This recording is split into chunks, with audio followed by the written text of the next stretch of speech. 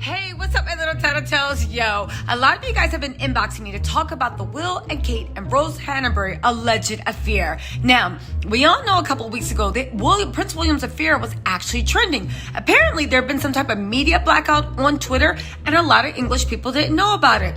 They even went so far as to shut down the hashtag in the UK and on Twitter in the US. This is all alleged. This is what people are telling me. So I decided to do some digging. And are you guys ready for a story time?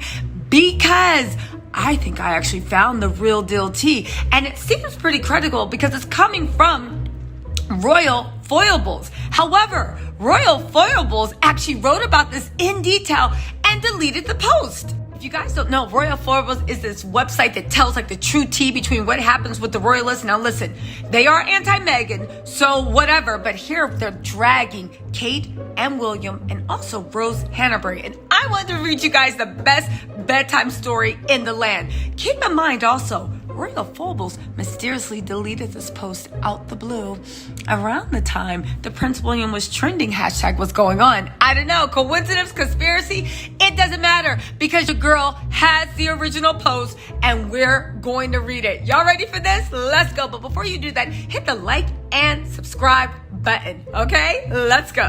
Okay, hi children. So this is a story of a young and beautiful woman and a dashing prince who later became known as Kate obsessed with Meghan and Lord Voldemort. But before that, there was also things going on in the kingdom, such as he had his eye allegedly set on this young lady, well, young used loosely, with a dour look. That is Rose Hanbury. Now, let's look at this is Rose Hanbury, right? When she was young and fresh and beautiful. I'm thinking this is before William actually got his claws in her. Allegedly, again, you guys, this is all for fun, but let's read this bedtime story, shall we? Okay, so let's start off at the beginning, right? How Kate is literally a try-hard, but she's being tortured like all other women that enter into that royal family. All right, ready? me. Kate's all too aware, once again, according to some of her less than kind observers, that certain high-ranking courtiers still see her as a middle-class upstart, albeit one that resigned to one day becoming queen. As such, she's driven to be twice as good as a typical royal, and is there even more loath to be dragged into a public scandal than any of her in-laws, which must make this recent turn of events all the more troubling for her. They're talking about the events with Rose Hanbury and people tweeting about the affair, right? This ordeal began on March 22nd when the Sun tabloid printed a story entitled Royal Rival. Kate Middleton has fallout with glamorous best friend and tells Prince William to phase her out. Glamorous best friend? I mean, I guess maybe it's royal glamourness, I don't know. It alleged that the Duchess, for unspecified reasons, had recently ended her formerly close friendship with her Norfolk neighbor, Lady Rose Cholmondeley, née Hanbury, the Marchioness of Cholmondeley, right? Cholmondeley, there we go. I just still don't understand why British people use a bunch of syllables and vowels. Okay, anyway, let's move on. She ordered William to banish Rose from their circle. This article, however, didn't specify what exactly the alleged falling out concerned, but by its very title indicated Kate viewed Rose as her unwanted competition regarding something or the other.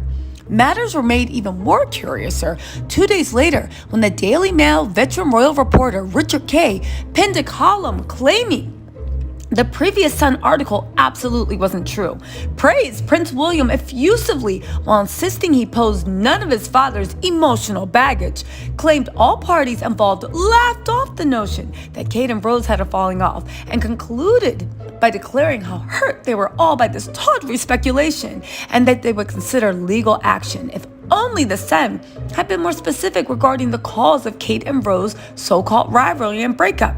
Needless to say, Kay cited various unnamed sources as having provided the info for his piece. Now, given the Mail's well-known back-channel access to the royals and their courtiers, and more specifically, Richard Kay's access to the Prince of Wales, initially forged through its well-documented working relationship with their late mother, God, a lot of people built their careers off of their association with Diana. That's actually incredible, right? Speculation began to run wild concerning this vaguely described, seemingly innocuous rumor that the Cambridges nonetheless were going at such great lengths to deny. Twitter soon ignited the royal rumor and innuendo. Now get this. One of the reasons they're saying that William was so into Rose is she was convenient. The article says, one thing all the authors, well-placed sources within the British royal world are in agreement on is that William, like his male forebears, is a creature of sexual habit. Sexual, William, same sentence. Okay, let's move on. And if William were to have an affair, he'd likely stray no further than a damsel firmly entrenched within a small social milieu to which he also belongs. He certainly lacks his little brothers or even his father's sense of cultural adventure. Ain't that true? Because I heard nobody in his household or staff is darker than a saltine. Literally, in the height, you could be in the desert sun and you are not allowed, allegedly, to be darker than a saltine to work with William. But let's go on, right? Following this logic, the former Rose Hanbury would make an ideal royal mistress. She's safely married to an aristocratic husband who's 23 years her senior, who also just happens to be the Queen's currently serving hereditary Lord Great Chamberlain, meaning him and Rose are present in an official capacity at most state occasions. Just to make matters cozier for William, Rose, and her husband David, they all reside in Halton Hall. Rose, of course, and her husband reside at Halton Hall, which is only a few miles down the road from Will and Kate's country seat, Armour Hall. British royal princes are said to traditionally dread having to travel long distances for their assignments.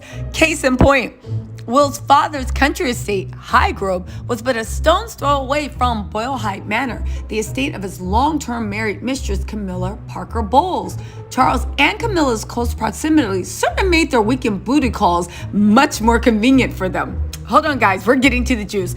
Did I mention this was alleged and a bedtime story? It is from the Royal Foible. Oddly enough, they deleted this post, but you know nothing ever dies on the internet. Then there's the matter of Rose's lineage, which in theory is supposed to make her the perfect candidate for the role of trusted confidant. She actually would have probably also made the perfect queen. Maybe. I don't know. I feel like William, he already sucked the life out of her. You see that Rose looks like she has nothing left in her, and Kate is hanging by a thread. Anyway, for Rose's late grandmother was Lady Elizabeth Longman, née Lambert, who wasn't only among the Queen's hand-picked childhood playmates, but also served as bridesmaids for her Majesty's wedding. Lady Longman was a lifelong member of the Queen's inner circle, particularly noted for her discretion. Surely her granddaughter would be the same. However, get this. The timeline of the alleged affair, according to both published and unpublished reports, goes something like this. After years of low-key flirting between the pair, Prince William finally started bedding Lady Rose around the time Kate found out she was pregnant with their latest child, Prince Louis. She pretty much discovered she was with child this go-around in the same manner she found out she was carrying the previous two. Kate came down with a debilitating case of hyperemesis, whatever, and I think that's severe morning sickness. And doctors this time recommended allegedly that because of her age, ongoing obsession with keeping her weight down, and the fact this was likely her last pregnancy, she refrained from sex. This, coupled with the certain dissatisfaction Will's been feeling for his wife for some time, owing to the somewhat separate lives they now lead, led him to follow the primrose path leading straight to her good friend and neighbor's arms. You guys, it gets juicier. Kate, it should be noted, is the most handsome mother of the future king in the history of British monarchy. And between her devotion to her children and her royal obligations, she's managed in the last couple of years to cultivate a life for herself that's genuinely her own and separated from William's. It's this distance, the story goes, that enabled her husband to cheat on her with one of her closest friends without her knowledge. Even after little Louis's birth, it seems the affair allegedly continued, with some suspecting William had improbably fallen in love with his latest mistress. Ooh, and judging by her suspected behavior since the sudden breakup, the feeling might very well be mutual. Now, you know the funny thing this article makes me think of, and I'm going to do a story about this later.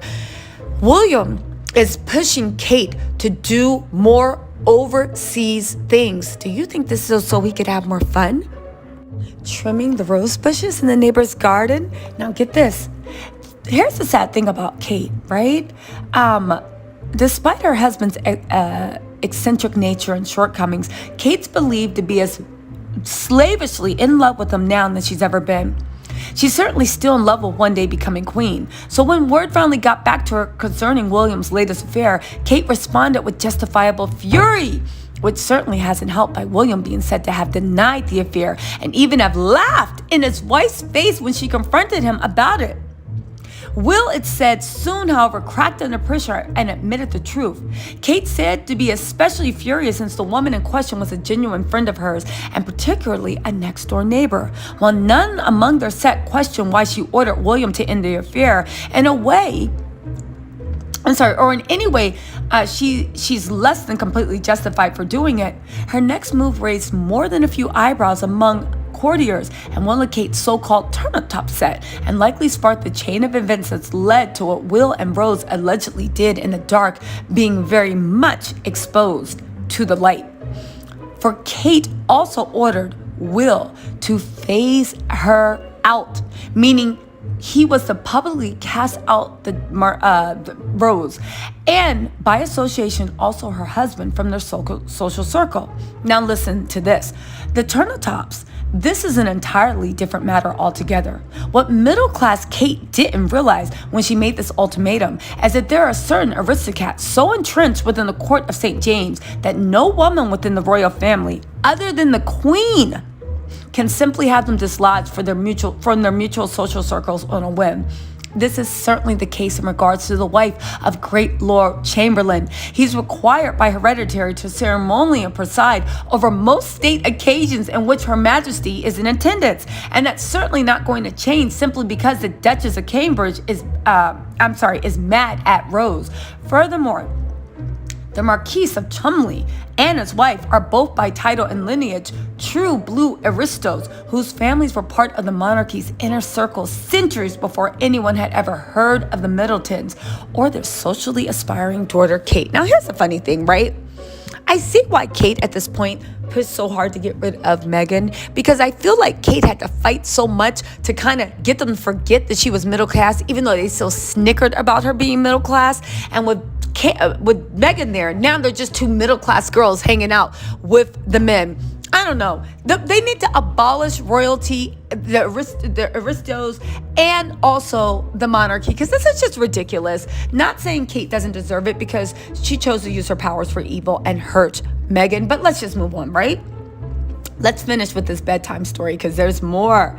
Ooh, needless to write, right? Needless to write.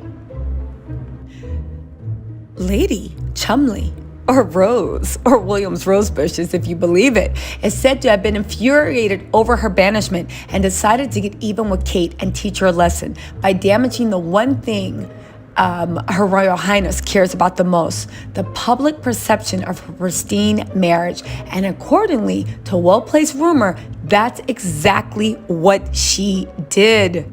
Now, how did she do that? There was a leaked article in The Sun. This all happened a long time ago, right? Again, this is alleged. It's a bedtime story just in case Jason Knopf is listening, okay? This is all alleged, right? I want to clear that up to him. But the story had an interesting excerpt that said a falling out between Kate and one of her long-term best friends has stunned royal insiders. By the way, the name of the story is Royal Rivals, right?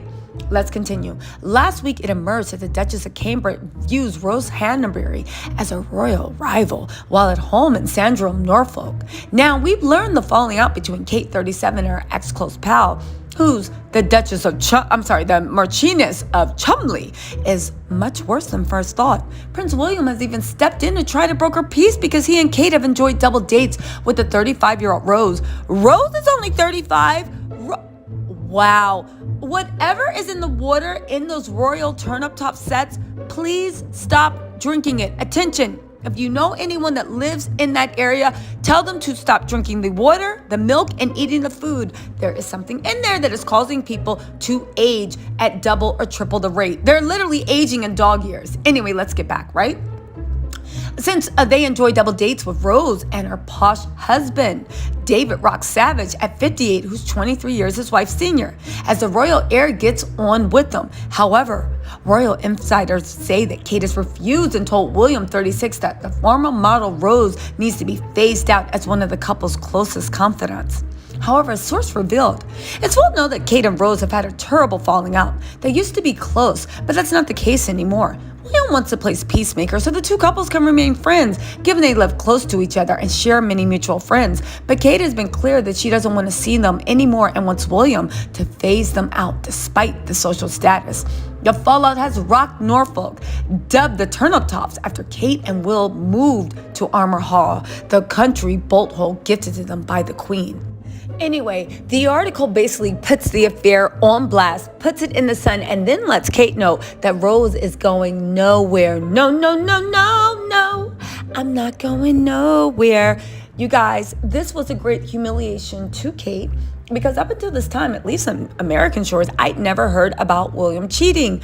Again, partly because I'm like, ew, who would take him? Because, I don't know, he just seems perfectly horrible. But then again, that's just maybe just me. Anyway, you guys, what do you think about this in and out intricacy? Again, this is directly from Royal Foibles. Royal Foibles has it in everything. I don't know. If it's true, I kind of believe it. But let me know if you guys have heard any good articles. And I'm doing some real research into Rose Hanbury, because I hear that her daughter bears a striking resemblance to Princess Charlotte. Anyway, you guys, I'll talk to you later. Make sure you like, comment, and subscribe. Bye.